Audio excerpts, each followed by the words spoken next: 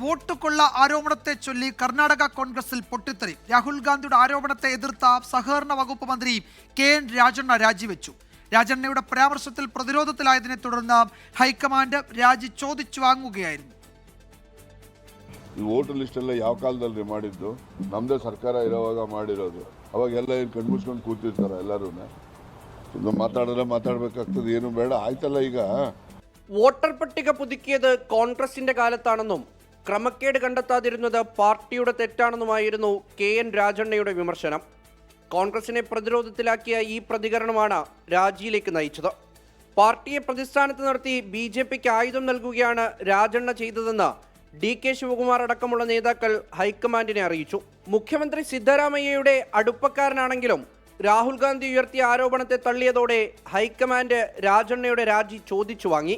രാജിക്കത്ത് കൈമാറാനെത്തിയ രാജണ്ണ സിദ്ധരാമയ്യയുമായി കൂടിക്കാഴ്ച നടത്തി. രാഹുലിന്റെ ആരോപണം ഏറ്റെടുക്കാൻ ചില എം.എൽ.എമാരും തയ്യാറായിട്ടില്ല. ആരോപണം സംസ്ഥാന സർക്കാരിനെ പ്രതിരോധത്തിലാക്കുമെന്നാണ് ഇവരുടെ വാദം.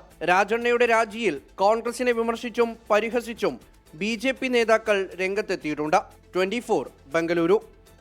ലോകത്തെവിടെയായാലും ഏത് സമയത്തും 24 വാർത്തകളും ഓഗ്മെന്റഡ് റിയാലിറ്റി പാക്കേജുകളും എക്സ്പ്ലെയിനറുകളും വിശദമായി കാണാൻ ഞങ്ങളുടെ യൂട്യൂബ് ചാനൽ നിങ്ങൾക്ക് സബ്സ്ക്രൈബ് ചെയ്യാം.